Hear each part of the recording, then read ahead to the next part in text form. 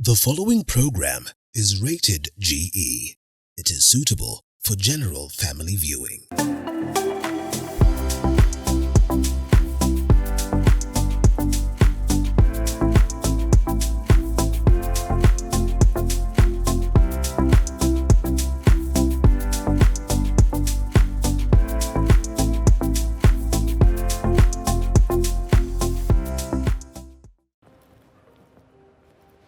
Hello and welcome to yet another episode of The Grind with me, your host, Hibak Said.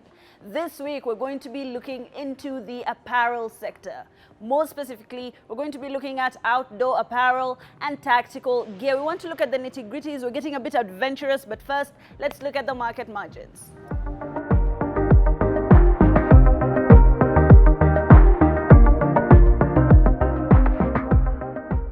In 2024, the revenue in the apparel market in Kenya amounted to $5.95 billion.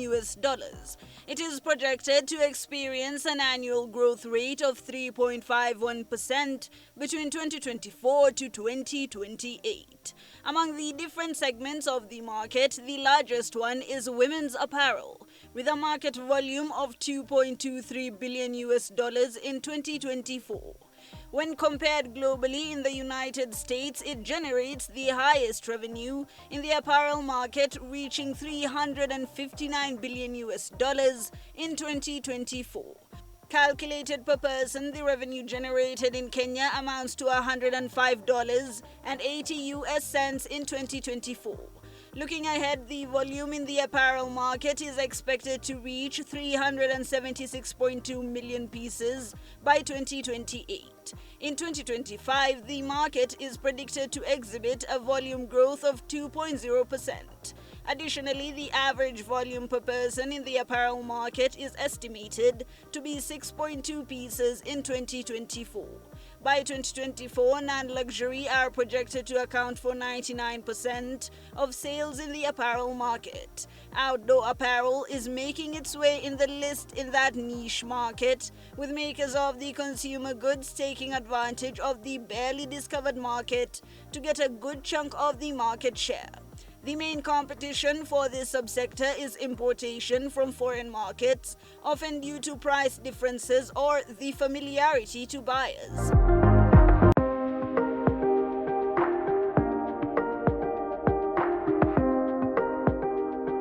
And right from our market margins, we have our Entrepreneur of the Week. Our Entrepreneur of the Week is going to be telling us how exactly tactical gear works, how it's made. These are products that have been made in Kenya for Kenyans and for the global market as well.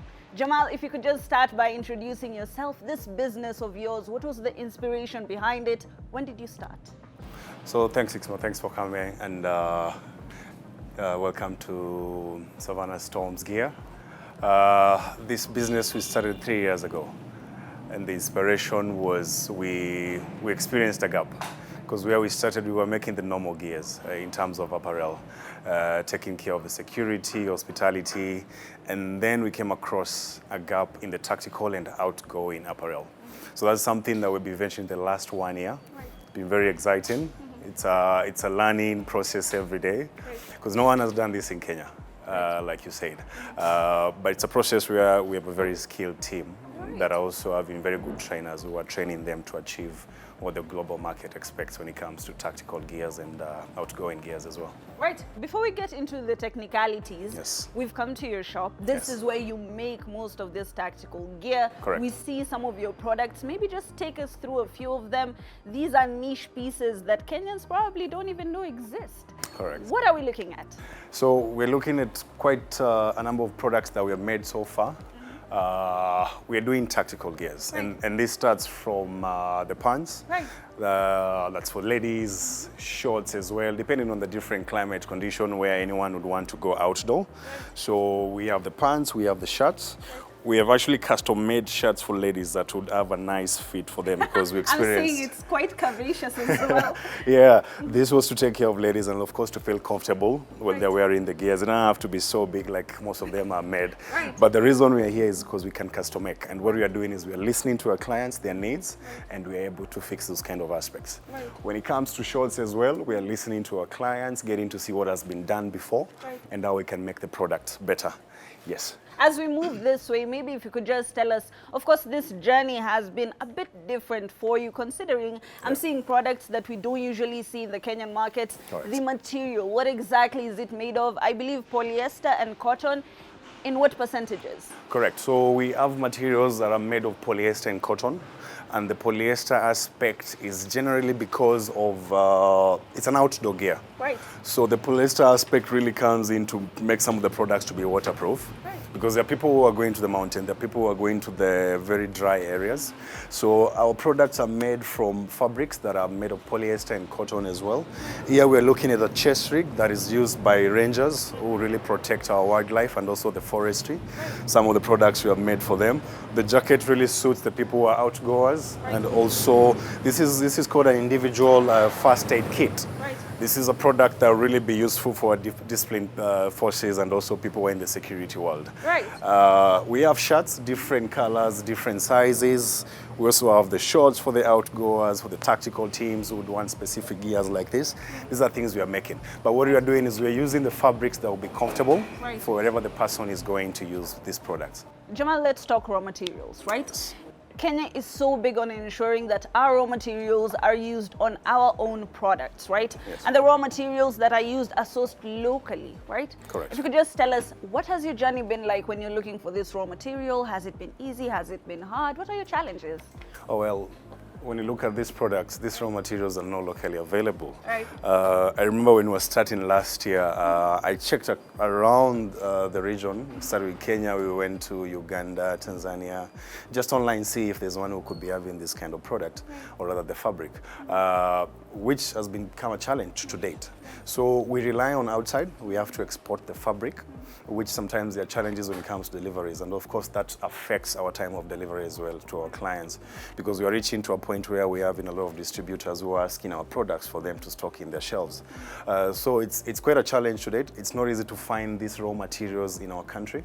But I think the stakeholders have seen the needs. The people who have been on the ground, stakeholders who have worked in the apparel and also fabric production, they are keen to see how we can fill this gap soon, because we want to source these materials locally. Right. There are many challenges when it comes to exporting, and sometimes you receive something that you didn't order. Right. And I have clients waiting for their products. So there are those challenges, and also the cost, the dollar fluctuation. Right. That is something that really affects us as well when it comes to importing these products. Right. Yes. A lot of people would say business can be ethical but not moral. But this is a social enterprise. Absolutely. What exactly does that mean? How exactly does it affect your customer base? So Savannah Storms Gear is a social enterprise.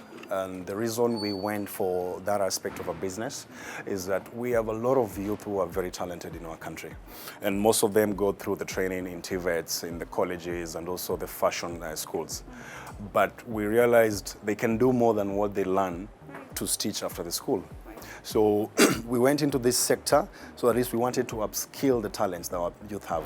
Not many have been able to do this. It has taken time for them to be trained. And we have very good partners who have come on board, including our MD, James Nicole, who is a former ex-forces. And through their experience from what they have gotten from the Europe and the West market, they're able to come and train out to be able to upscale their skills to achieve the products you are seeing here today. So it has taken time. Like I said earlier, it's a day-to-day learning process. We are still learning on how to achieve all these aspects of what is a fully tactical gear, what is required to be in a shirt or a pant or a jacket. So it's amazing. We enjoy it because the youth are learning something new. At the end of the day, if someone who started his own business, this is a skill no one would have captured from school. Right. Yeah. Let me steer you back to your markets. Yes. Tactical gear is not that popular in the local market, but of course it's gaining traction. A lot of Kenyans might not know about it, but they would be receptive to it. Correct. Compare for me, what is your local market like? What is your international market like? Where exactly is this apparel being bought the most? So this apparel is being used mostly, but number one, by outgoers. Right. People who like camping, people who always like being on the outside. Is a very good product for them. Our discipline forces, this is the gears they use a lot for their day-to-day activities. This is a very comfortable gear they would wear when they are on the field. People who are in the hostile environment. As Tribus, we train a lot of teams from different organizations when it comes to hostile environment. And actually, that is the first space where we picked that gap. We realized most of our trainees, they need these gears, but they have to rely on the outside market. So when we were sat here making the normal apparels or the day-to-day kind of needs when it comes to apparel, we realized there's a lot of gap. And there's that huge, in what's happening across the globe, there's a lot of conflicts that's happening. And when you look at the UN, which has a lot of agencies that support this kind of scenarios when they're happening, their teams require this kind of gears. Right. So we tapped into all these gaps where we saw everyone is going outside to get these gears. Right. Why don't we do it here? So, and of course, the local market is big. I mean, you've realized we are in the cargo pants. The cargo pants are back, you know? Right. And I felt it was a luck on us to be doing this here. Right. So again, there's a fashion aspect of it, which we are accommodating when it comes to different inquiries. So the market is big, it's growing, but we're looking also to export these products outside. Right. I'm glad you mentioned cargo pants, because I'm sure right now it's flying off the shelves. Absolutely. When I think tactical gears, I think pockets. Correct. Right? Yes. What is your best selling product? What exactly do people usually come for the most? What sells off the fastest? So the pants, the cargo pants, of course, and also the shirts, the gears, they move a lot. Right. Like I said, it's on the trend. So the cargo pants is our fast moving product, followed by the shirts and also the shorts. Hopefully when the sun and the summer in our side comes back, I'm sure we'll not be having any shorts in our shelves. So, but for now, the cargo pants, the shirts and the jackets is our fast moving product.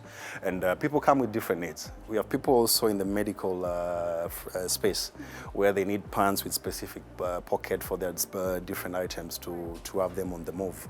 So the beauty is we're able to custom make for any particular person according to their needs. But when it comes to the larger market, cargo pants is all about the pockets. So we're able to take care of that in any different designs. Yeah. When it comes to your employees, I'm sure they need special training. You've talked about taking in people from TVETs. Can you just tell us how exactly do you choose your employees? How do they come into this process? So we rely on recruiting through the TVETs. NYS is our partner. We have an MOU with NYS, and this started for us to create that employment when the students leave from the schools. Right. So also from the fashion school. So we're not selective where we choose the students from, but we select from the different schools, then we train them. It takes around 3 to 6 months for them to be able to achieve to do, depending on every person's speed. There's some youth who are very talented, so within a week or a month, they're able to run this and be able to run through the process. So our scope is open. Anyone who is able to stitch, we're able to accommodate them at any given time when we need numbers. But the key thing is they have to be trained to be able to achieve what we are doing. Right, Jamal. Yes. Yep. As we, ready up to go into the second part of this show, maybe if you could just tell us where exactly do you see your business going in the future? Where is the direction? Well, Savannah Storms, we are looking to have this to be a global brand. Right. Our aim is to have Savannah Storms stored in every country. When it comes to tactical, we can't select regions, it's everywhere. So we are looking to have our brand in all the different markets. Africa, today as we speak, it's a very big market. Right. And like I said, we might be the first, if not the first, the second. We're looking to take care of the entire African market. We're also looking to export our products. So we're already talking to different partners across the globe to see if they can become our distributors. Right. So at least it's made from Kenya. We want it to be out there. The future seems to be very bright for your business. When you're looking into a business, you should think local and then expand it to the global markets. What exactly can you give to the local markets and the global markets? We go for a very short break. When we come back, we give you more details on this business. Don't go too far.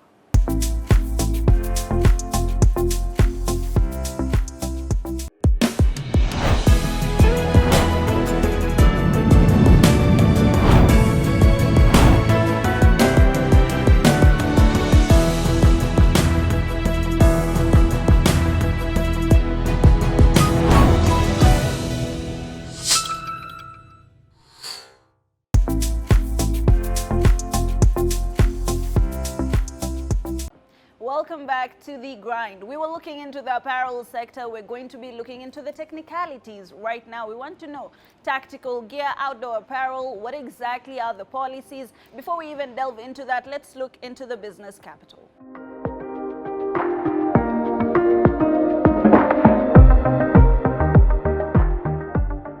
Kenya possesses immense potential and abundant resources, coupled with a thriving domestic market, eager for import substitutes and a robust cotton cultivation sector.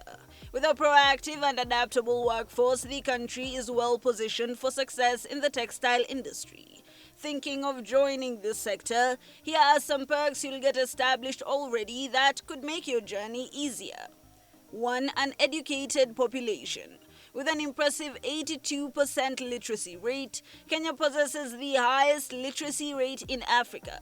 Additionally, 70% of the population is under 35 years and proficient in English, providing a skilled workforce ready for training in textile production and management. 2. Natural fiber availability. Abundant cotton-growing soil and access to power and water resources contributes to Kenya's strength in textile production. 3. Market access. Kenya benefits from free market entry into international markets through initiatives like the African Growth and Opportunity Act, AGOA. 4. Favorable foreign direct investments. As the third largest economy in sub-Saharan Africa, Kenya offers a GDP of $113.4 billion and maintains a 5% average annual growth rate, making it an attractive destination for foreign investments. 5. A well-connected infrastructure. Kenya boasts of extensive logistical networks, ranking second in Africa in the Logistics Performance Index. With 4 international airports, 2 seaports, and 2 inland container depots, the country enjoys efficient transportation links.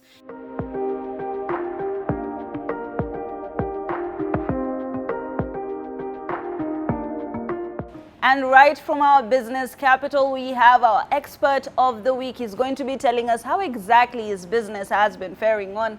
Jamal, maybe if you could just tell us, you were talking about raw materials. You do import your raw materials. What is the process like? What are some of the challenges you've encountered? I think, like I said earlier, the challenge is always when it comes to time of delivery, and also getting into agreement with manufacturers to understand what you're looking for, what works in our region, what works in the African, because of the climate does, because the fabrics are of different weights. And sometimes if you get the specification wrong, you'll make a product that cannot sell because it's too heavy. When it's too hot, you cannot wear it. So the fact that we have to rely on exporting the product and passing that kind of specification details to our manufacturers on the other side, it becomes a challenge, especially when we are starting, because before we go to understand the different variances of the fabrics and what works here, the colors as well, and also what the market in this side prefers when it comes to colors for the different tactical gears. So those challenges are there, and like if this was available in the local market, I mean, it's a drive away or it's a call away, and we can be able to get samples done.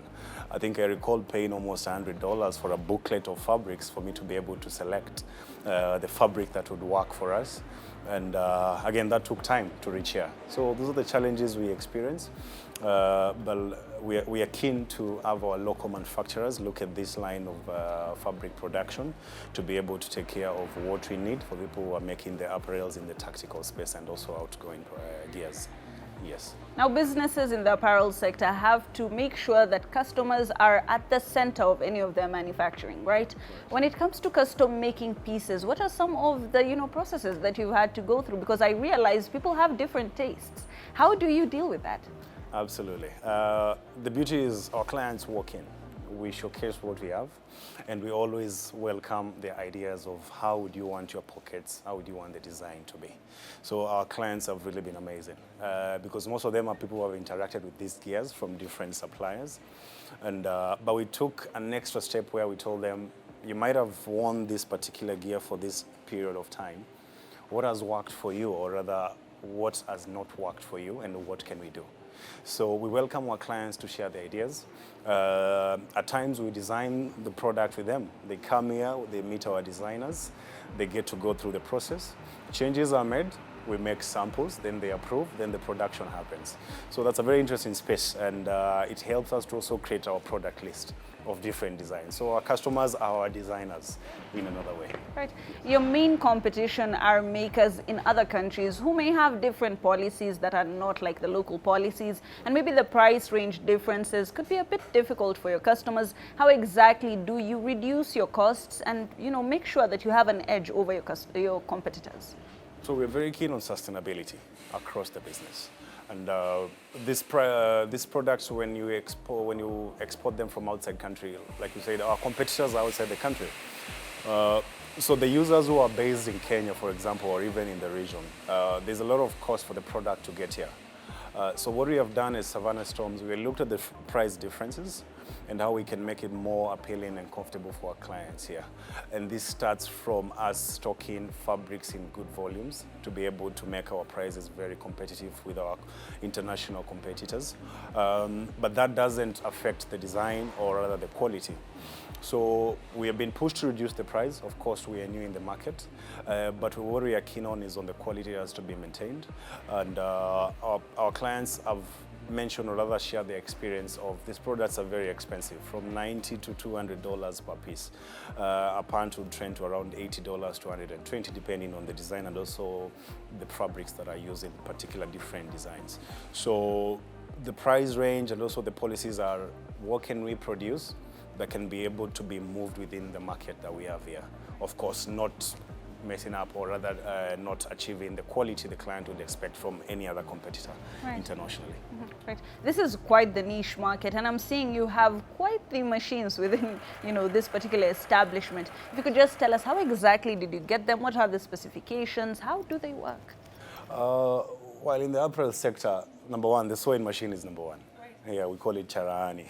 So there are so many suppliers locally as well as internationally. So when we were starting, because we started this project with the MasterCard Foundation, they supported our program that is called Ajiri. Ajiri it's a program that creates, or rather empowers the youth in terms of connecting the skilled, also the blue sector youth who have gone to different trainings, but they don't have a platform where they can be linked with the employer or different trainings to make them entrepreneurs. So MasterCard Foundation has been a key pillar in our business for different trainings where they have really facilitated us. And when we were buying these machines, we looked outside and also locally.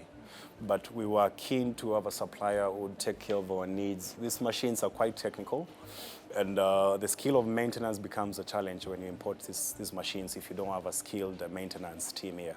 So we went for a supplier who is based locally, and that was for us to be able to access maintenance at a quick, or rather an ease, instead of expecting maintenance to come from outside countries. So our machines, we have sewing machines, of course, the cutting. We have machines that can be able to make a full gear, from the cutting to the stitching to the branding, to the embroidery aspect. And all these machines came from a local supplier who has been very supportive to us in terms of maintaining them so far. And also the aspect of training our people to be able to use them as well. That's another aspect. So we have different partners who have come on board to make sure our machines are running. They're not running out, and that has really made our business to be continuous. Right. Yeah. A majority of your clients are professionals within their different fields. These are people who know what they want exactly and the quality that they require. Correct. How do you keep up the quality? What is your quality control measures? Well, the process starts from sample making. When a client gives an order, our policies is that we have to make the sample first. We have to involve the customer or the client for them to give us approvals. So the different teams, depending on the different products that we have, they meet the client. The client is able to tell our team what they're expecting. We have a designing team that does the crafting. So it's from the crafting for the client to make the changes. Then from there, we make the physical sample, which goes to the client, and then the client is able to approve for us. So once we get that final approval from the sample is when now we run the mass production. Of course, there are challenges where there are rejects. we're able to accommodate that to fix, to make sure our clients are satisfied. But that sample process for them to approve makes it easy for us before we go to the mass production way.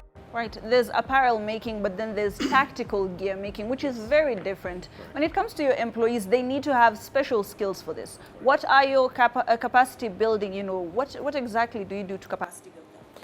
So capacity building on us is on a day-to-day kind of activity because the designs keep changing. And also our clients' requests keep changing as well. So what we do is we have different sections within different periods where we change our designs. And of course, we bring on board different partners we have to take us through. Internally, we have a team of very good designers who are able to look at all these aspects of the different designs. And this contributes to us having achievements of the different designs being approved, the different stages. Tactical gears are quite very specific. And you can miss a stitch and it messes a lot in a gear. So we have taken a part of drafting models to make sure every aspect is flowing. I have very good team leaders here who are able to take through the team to achieve the quality that we need.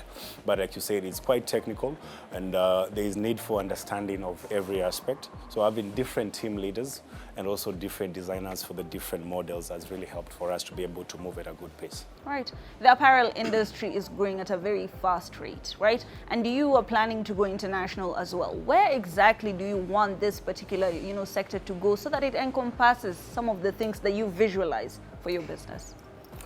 Well, starting when I look at the online market, people who are doing businesses online, there's a lot of tactical gear today.